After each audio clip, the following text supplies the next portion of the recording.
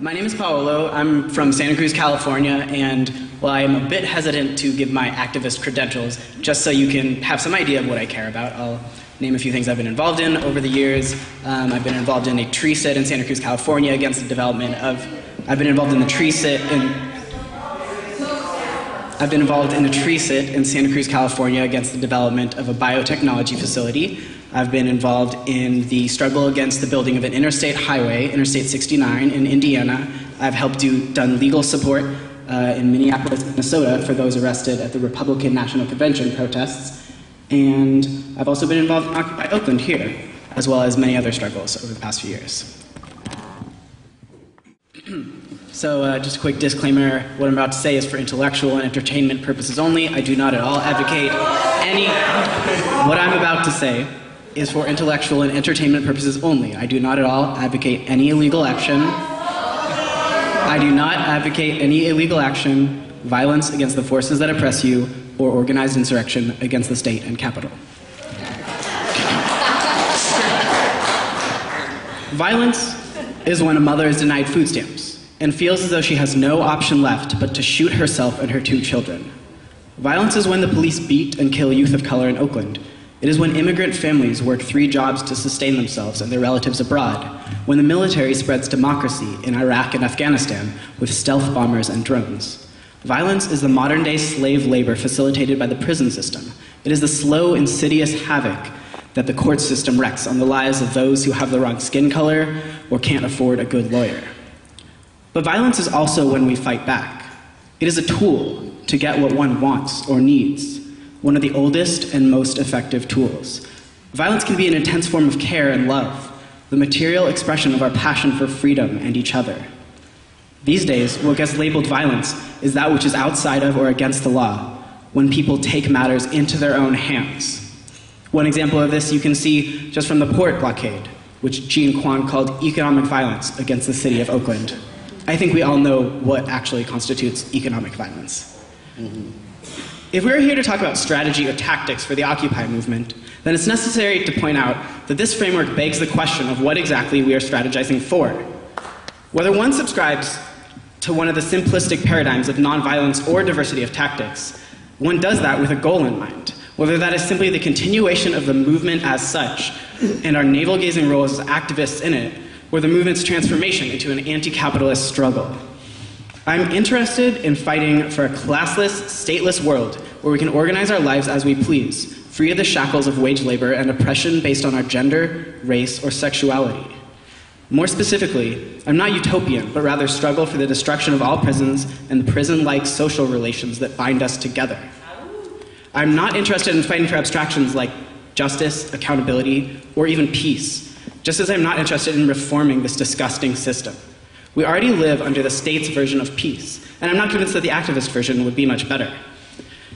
To understand the Occupy movement, we have to look at the larger context. It's the current expression of the cycles of struggle that have resonated across the globe over the past few years, from the Greek insurrection of 2008 to the Arab Spring to the riots in England, none of which were nonviolent.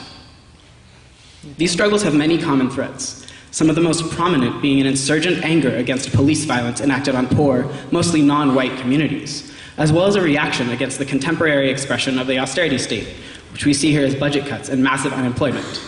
The Occupy movement is the beginning of a movement against austerity, and of course it will take the forms dictated by our material and social conditions.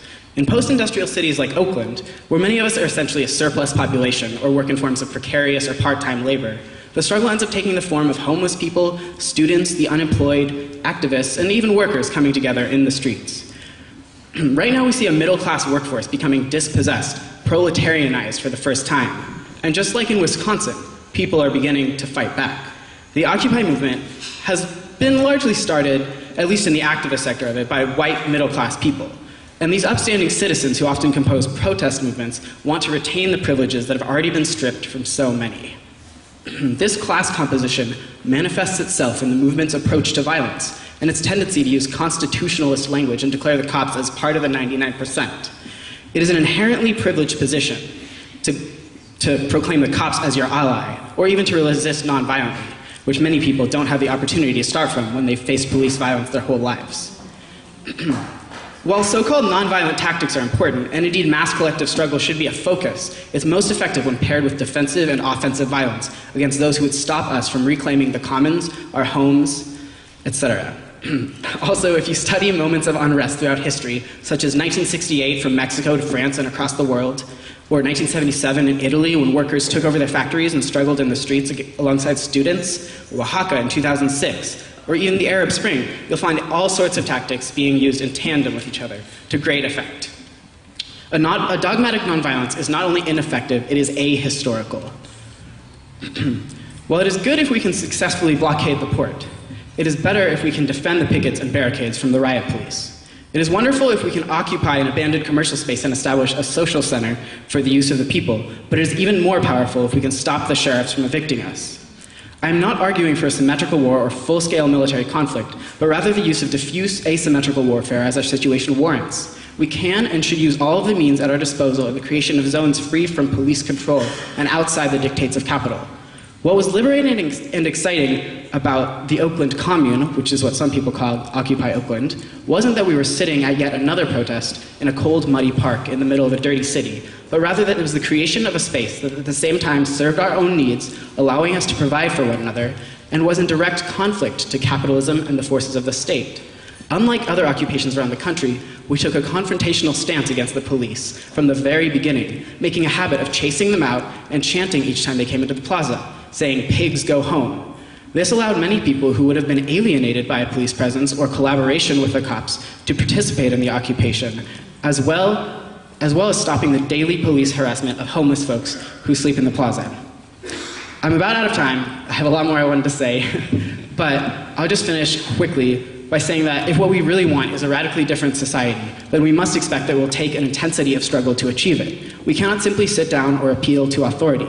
We must become students of revolt, and avoid as much as we can the pitfalls of the past politics. Any strict ideology or dogma will only hinder us, whether it is nonviolence or a fetishization of violence. Instead, let's work together to resist and discover how much we are capable of.